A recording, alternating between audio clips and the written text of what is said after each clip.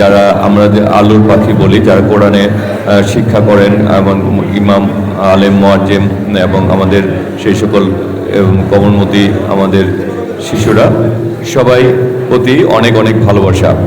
যেহেতু ত্রয়োদশ জাতীয় সংসদ নির্বাচনে পরবর্তী সময়ে আজকে আপনাদের সামনে উপস্থিত হয়েছি, তাই আমি আপনাদের কাছে আজকে এখানে উপস্থিত হতে পেরে আমি নিজেকে অনেক আনন্দিত এবং গর্ববোধ করছি এবং আপনাদের প্রতি কৃতজ্ঞতা জানাচ্ছি যে আপনারা ভোটের মাধ্যমে আমাকে নির্বাচিত করেছেন এবং আমি নির্বাচিত হওয়ার মাধ্যমে আমরা বাংলাদেশ জাতীয়তাবাদী দলকে এবং বাংলাদেশের বর্তমান প্রধানমন্ত্রী নবনির্বাচিত জনাব তারেক রহমানকে আমরা প্রধানমন্ত্রী হিসাবে আমরা আজকে আমাদের দেশের নেতৃত্ব দেওয়ার জন্য প্রতিষ্ঠিত করতে পেরেছি।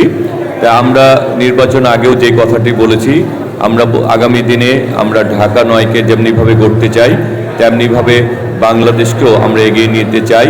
আমরা তারেক রহমানের নেতৃত্বে যেমনিভাবে আমরা গণতান্ত্রিক বাংলাদেশকে এগিয়ে নিয়ে যাব, তেমনিভাবে আমরা আপনারা সকলেই মিলে আগামী দিনে ঢাকা ৯কে আমরা ঢাকা ৯কে গড়তে চাই।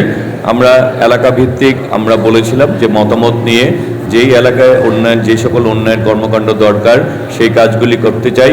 পাশাপাশি আমরা এলাকাকে সন্ত্রাসমুক্ত, চাঁদাবাজ মুক্ত, মাদক মুক্ত করতে চাই। আমরা এলাকার মানুষের নিরাপত্তা বিধান করতে চাই।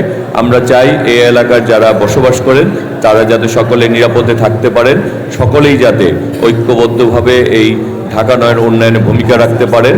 এবং আমি ইতিমধ্যে আমাদের রাজনৈতিক নেতৃবৃন্দকে বলেছি তারা যাতে এলাকা ভিত্তিক বসে উন্নয়ন আমাদের কোন এলাকায় কি কাজগুলি করলে এলাকার মানুষ বেশি উপকৃত হবে সেটির একটি তালিকা তৈরি করতে পরবর্তী পর্যায়ে আমরা ইতিমধ্যেই কিন্তু কিছু কাজ শুরু করে দিয়েছি।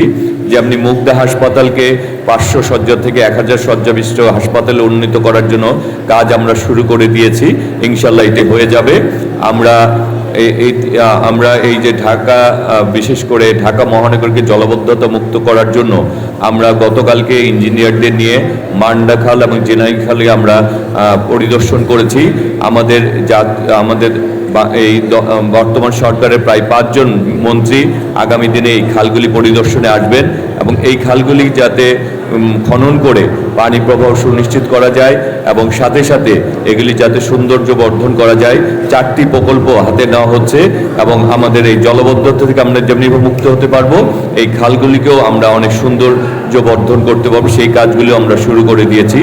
এবং এই এলাকার যে সকল রাস্তাঘাটে অউন্নতি ছিল সেগুলি যাতে তড়িৎ গতিতে আমরা সেই রাস্তাঘাটগুলি উন্নয়ন করি সেই কাজগুলি আমরা শুরু করে দিয়েছি। তাই আমরা মনে করি আপনারা আমাদের সকলের সহযোগিতায় আগামী দিনে ইনশাল্লাহ আমরা এই ঢাকা ৯কে আমরা যে প্রতিশ্রুতি দিয়েছি সেই ঢাকা 9কে আমরা সবাই মিলে গড়ে তুলব সেই প্রত্যাশা জানিয়ে, এবং আপনারা সকলেই ভালো থাকবেন। যে কোনো সমস্যায় আমি আপনাদের আগে বলেছি যে আমি এলাকার সন্তান, আপনাদের সন্তান, ঘরের ছেলে।